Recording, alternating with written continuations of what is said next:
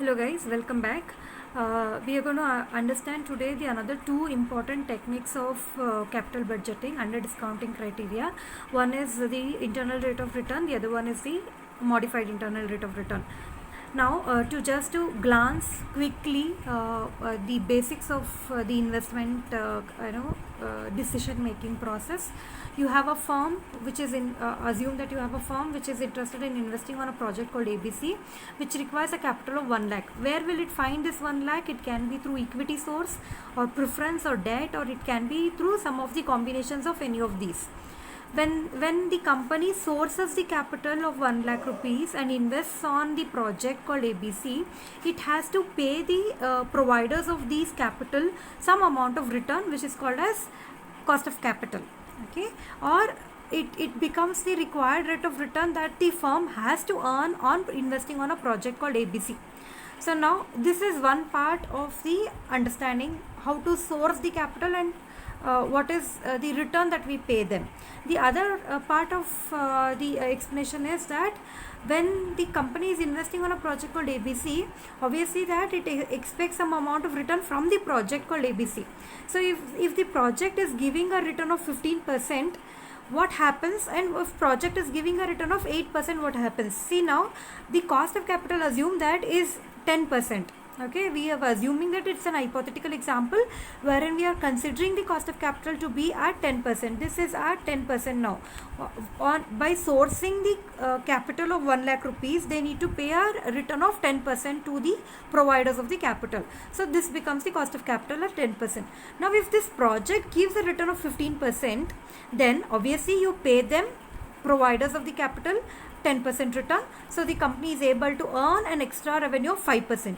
So project earns 15%, you pay 10%, so you are earning a profit of 5% return here. So you're going to accept the project. If project is giving you only 8% of return, then you're going to reject this. You should be rejecting this. The reason is you got to meet 10% of cost only from for the capital providers. You need to pay them 10% of return on 1 lakh.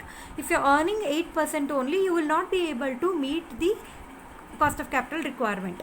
That is the reason we are going to reject. This is not financially viable. Wherein your cost is 10%, you are only earning 8%. So you are actually having a loss of 2% here. That is the reason this is not financially viable. So we are going to reject such projects. Now, the rate at which the firm is earning the profit technically is called your IRR, the return on internal rate of return. In other words, technically it is called a rate at which your NPV is going to be a 0.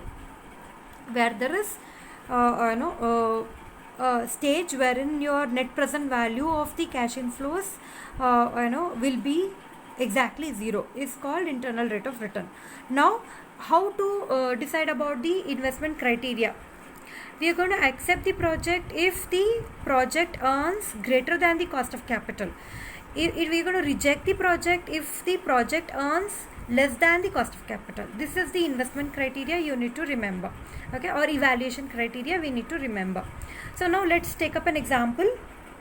Assume that you have a cost of the project as 1 lakh, required rate of return is 10%, estimated cash flows are given to you as for the first year 50,000, second year 35,000, and for the third year 45,000. You are expected to find the internal rate of return for the same. Remember, the cost is 1 lakh rupees, required rate of return is 10%, which means your cost of capital is 10%.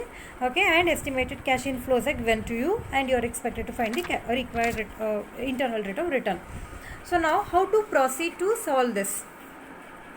First, at whatever price, whatever cost they have said you at 10%, you got to find the NPV. Okay, that is your first step. Find the NPV at whatever cost of capital they have specified it to you. So cost of capital that is specified to us is 10%. That is the reason I have taken the cash inflows, have discounted at 10%, and have found out NPV. I don't think you need to you need more explanation on how to calculate the NPV, which we have already understood in the previous session. So please go back to the previous video and quickly glance the calculation of NPV so that you can have more clarity on the same. Now NPV is 8,155. What does this mean? If the company is earning at 10%, still company is having a profit of 8,155, which means that company is earning more than what it is investing at the discounted price, at a discounted value of the cash inflows. Okay, when cash inflows are discounted to the present value and compared it with the outflow at 10%, the company is still earning a profit of 8,155, or it is not a profit, it's not a right word to use. I can say that company is earning more than what it is investing, which is technically a profit only. Okay, so at 10% there is a positive NPV of 8,155. So since positive NPV is there, we can say that based on NPV method we can accept the project, but based on IRR, what should be the evaluation criteria, we got to look into that. Now we have 8,155, a positive NPV. Okay, you can take up another percentage. We have to go by trial and error method only to solve the IRR. Okay, so now I am going to increase the rate from 10% to 12%. I will tell you why we got to increase or why we cannot decrease at the later stage. Okay, I will let you know that. Once we solve this, you will understand whether to increase or decrease. Okay, that is very clearly understandable. We will understand it later. Now if the I am increasing from 10% to 12% here. If the discount rate is 12%, the NPV is going to be 4,585 rupees, wherein the total of present value of the cash flow is 1,04,585. What I have done, I have taken the same cash inflows but discounted at 12%. Okay, discount factors I have taken and discounted them to find the NPV. So at 12% I have got a positive NPV again. Even at 10 to 12%, I am earning more than my investment of 1 lakh. I have invested 1 lakh, wherein I am earning 1,04,585 rupees. So more of 4,585 I am earning compared to my investment of 1 lakh rupees, even at 12%. Now you can compare two important aspects that we need to consider here. One is that we went with a trial and error method. We increased the discount rate from 10% to 12%. Why did I increase it? See, now if you observe at 10%, the net present value is around 8,155 rupees. If you see the net present value at 12%, it is 4,585 rupees. If you observe from 10% to 12%, when we change the discount factor, the NPV is reduced. Okay, are you observing? I think both the NPV values are visible here now. NPV at 10% is 8,155, NPV at 12% is 4,855. When the discount rate is increased, the NPV value is reduced. Okay, there is a logic for which I am explaining this. We'll come back to that later. Now, this is not going to be the end. I need to have another percentage, okay, to make sure that I am still reducing this NPV. I need two different rates at which one is having a positive NPV and another one rate is having a negative NPV. Now that we understood, if you reduce the rate of discount, your NPV value reduces. So now I still want to reduce it to a negative value, so I got to increase the discount rate. Okay, hope this is clear. So what I have done is, at the third phase, I have taken a discounted rate of 15% and calculated an NPV. I have not calculated, I have directly calculated and written an answer here. Okay, wherein the TPV of cash flow is 99,532 in the case of 15%. You can do the calculation following the methodology of the table format that we have learnt, and see how much is the total present value of the cash flow, which you will find as 99,532 at 15% discount rate, which means there is a negative NPV of 468 rupees. I said you, in this case, at the case of 15% discount rate, company is under a loss of 468 rupees. That means company is investing 1 lakh, wherein it is getting back only 99,532 rupees only. Okay, which is losing 468 as on today when we discount the cash inflows. So to proceed, what I'm trying to explain you is, to do the NPV, we got to apply the trial and error method, and we have to find NPV are two different rates of discount, wherein at one rate we have a positive NPV and the other rate we have a negative NPV, and try to make sure that the two different rates that you take are having the lesser difference. Okay, the lesser the distance, greater the accuracy of IRR. Are you understanding? The lesser the distance between the higher and the lower rate, I mean to say the positive lower rate and the higher rate, means the rate at which one rate at which you have a positive NPV and a rate at which you have a greater NPV. This becomes the lower rate, this becomes the higher rate. Lower rate is rate at which you have a positive NPV and higher rate at which you have a negative NPV. What I am trying to say is, I could have taken 10% only here. I didn't take 10%. Even though we have solved actually NPV at 10%, I didn't take 10%. You can take 10% also and try. You will more or less get the same answer. There is no doubt about it. But still, what technically we have realized over a period of time is that lesser the distance between these two rates, more the accuracy of the IRR. Okay, because we apply the trial and error method here. So I have taken 12% and the 15%, and the difference between these two is only 3%. If you take 10% here, the difference between the 10% and 15% becomes 5%. So greater the distance, lesser the accuracy. Lesser the distance, greater the accuracy. That is the important thing that we need to remember. So to calculate IRR now, we have got two interest rates. One is 12%, the other one is 15%. And IRR formula I have written here, which is IRR is equal to lower rate plus the NPV at the lower rate divided by total of present value of the cash inflows at the lower rate minus the total present value of the cash inflow at the higher rate multiplied by delta R. Delta R is the change in the percentage, change in the discount rates, which is 3% as per our example. Now we will try to solve this. The lower rate is 12%. The lower rate is 12%, as we have understood. It is 12% I have taken. Total net present value of lower rate, which is at 12%, is 4,585. Please go back and cross check the table. You will find it. Divided by total present value of the cash flow at the lower rate is 1,04,585 minus the total present value of the cash flow at the higher rate, which is at 15%, 99,532 rupees, and delta R is 3%, which is the difference between 12% and 15%. When you substitute this, you get an answer as 14.722%. This is the IRR. If you calculate at this rate NPV, you get very nearly zero NPV. Very nearly zero NPV. Sometimes exactly zero NPV, sometimes very near to zero. Okay, so IRR is a rate at which your NPV is zero. Okay, so now if as I've already said you, we have got to compare this IRR to I am again changing the page to make you understand the evaluation criteria.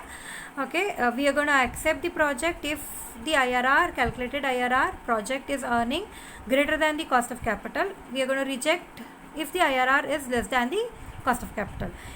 As per our example, the cost of capital was 10%, wherein the IRR calculated is 14.722%.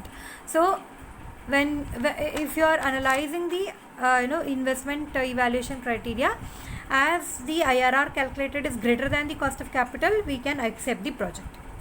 Okay, so the IRR calculated is greater than the cost of capital. So what I am trying to say is IRR is greater than the cost of capital. K naught represents the cost of capital, okay, which is 14.722, which is greater than 10%. Therefore, we can accept the project. This is the inference that we draw. Now we got to remember few things. While we need to calculate when you are asked to find the IRR, we got to calculate the NPV at two different rates.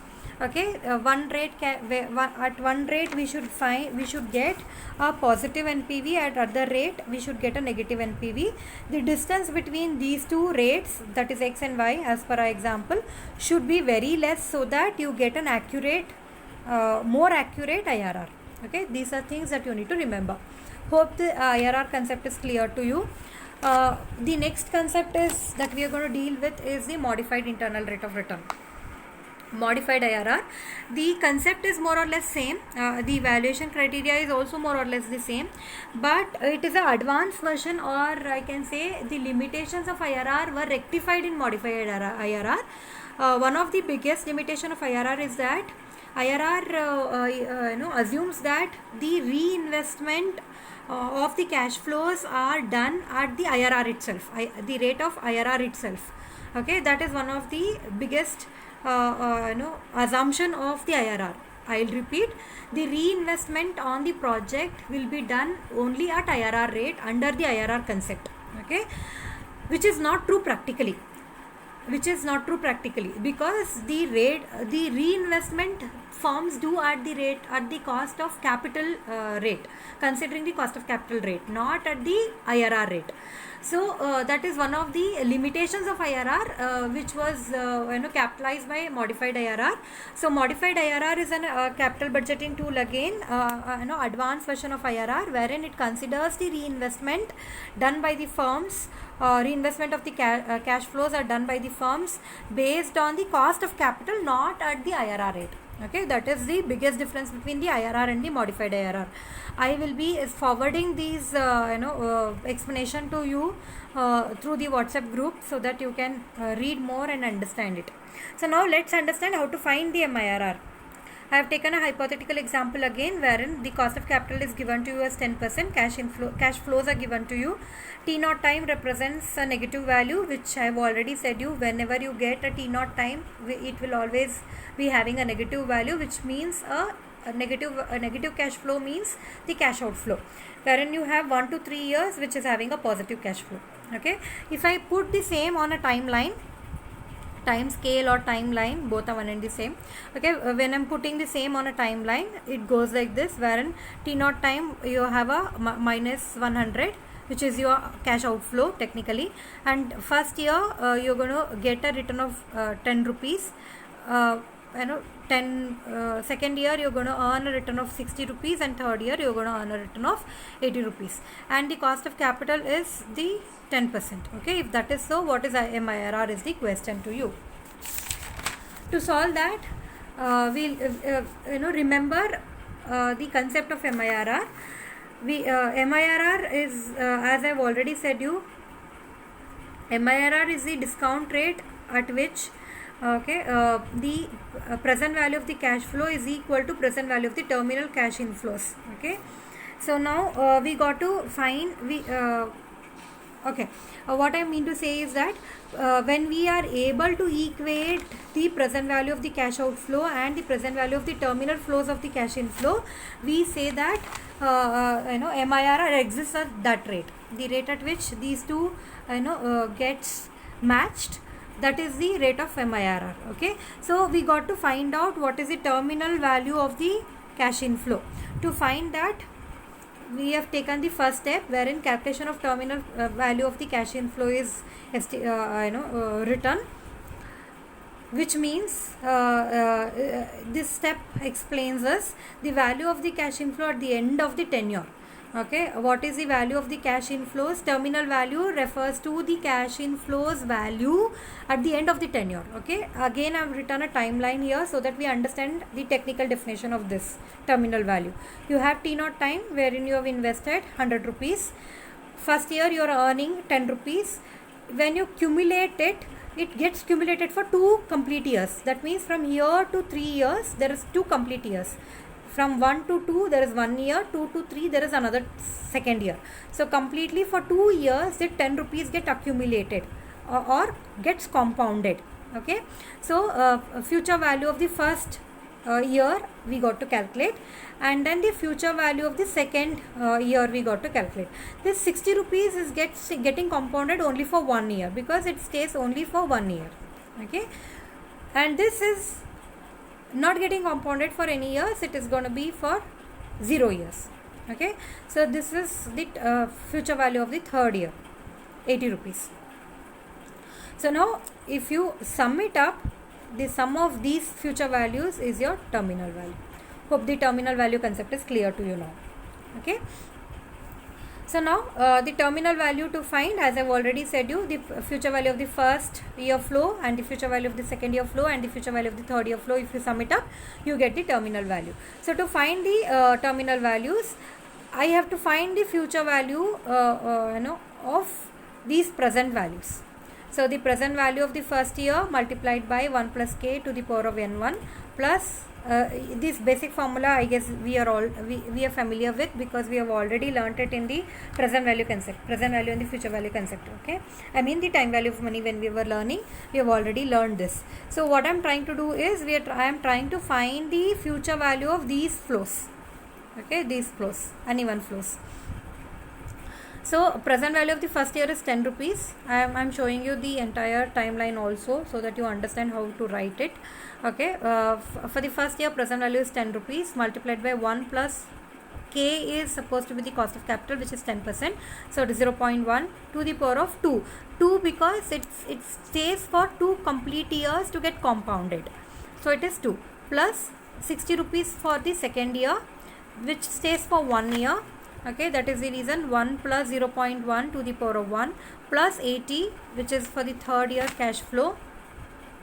Okay, which stays for 0 period. So 1 plus 0.1 to the power of 0. So when you substitute this, you get a terminal flow of 158.1 rupee. We got to discount this. This is a terminal flow. We got to discount this and find the present value of the terminal flow. Okay, so the present value of the terminal flow, we got to find it for some rate. This can be rewritten as, I have shown you here,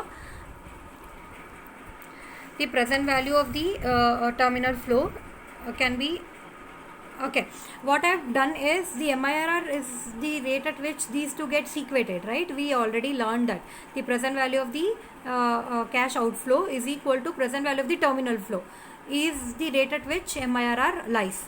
So what I have done is, the entire the explanation I have rewritten as, the present value of the cash outflow is equal to terminal flow divided by 1 plus MIRR to the power of n. This is the rate at which the terminal flow can be discounted. If you are able to discount the terminal flow at this rate, you will be able to equate these two, and that is your MIRR rate. That is the logic behind we taking or rewriting the entire equation in this form.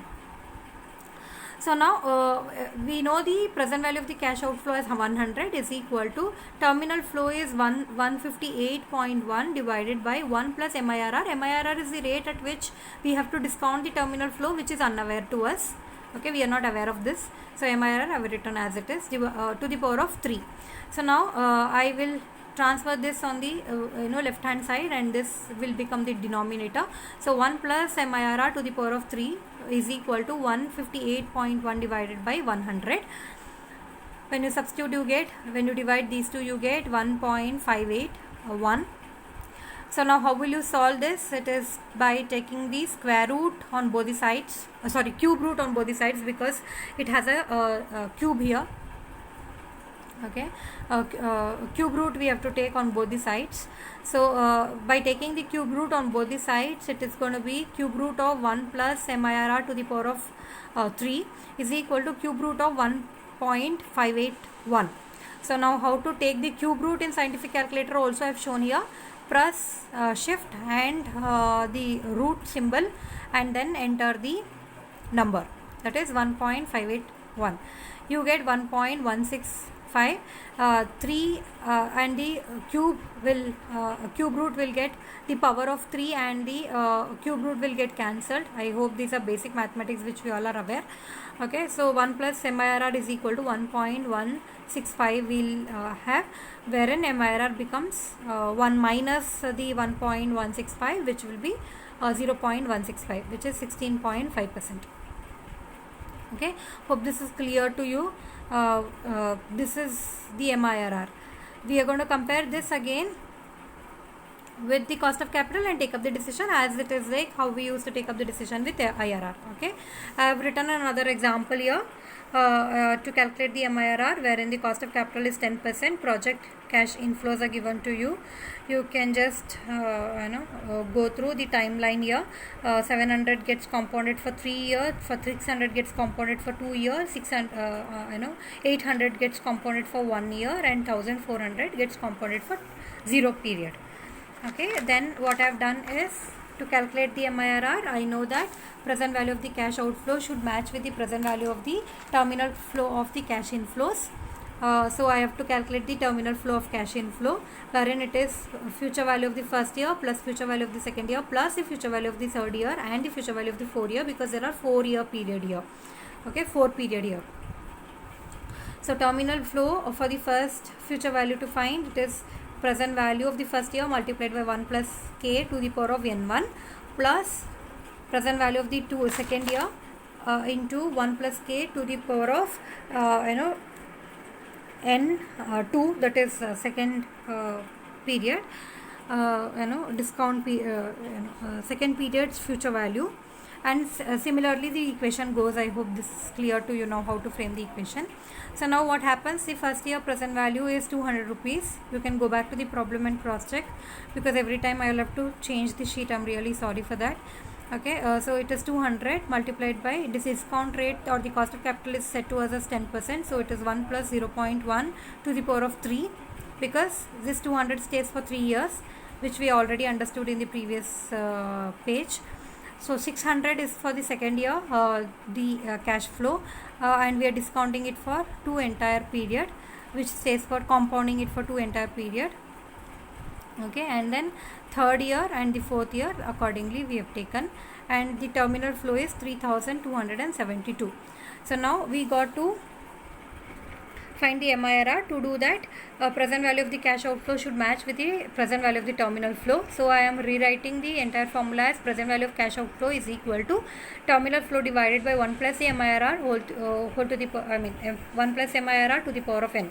So cash outflow, we know it as 2000 is equal to terminal flow, which we just calculated as 3272.2. I have written that here in the numerator, divided by 1 plus MIRR to the power of 4, because it is 4 period project, it is 4 year period project it is. So MIRR, when you shift the places, it becomes 1 plus MIRR to the power of 4 is equal to 3272.2 divided by the 2000. So take the divide these two to get 1.6361. Now to substitute this, we have to go for taking the fourth root on both the sides. So I have taken the fourth root on both the sides. When you take that, to remove the fourth root for 1.6316, I have written here how to do it. Press 4 first and then shift, and then there is a symbol cap. Okay, the cap symbol that you need to press, and then you can enter whatever value you have, you will get the answer. Okay, so this here this 4 and this 4 will be cancelled, so that 1 plus MIRR will remain. So 1 plus MIRR is equal to 1.131 and MIRR value is 13.1%. So you can compare this MIRR value with the cost of capital and take up the decision accordingly, how we did with the cost of internal rate of return. It is assumed that MIRR is more accurate and more relevant for the practical situations.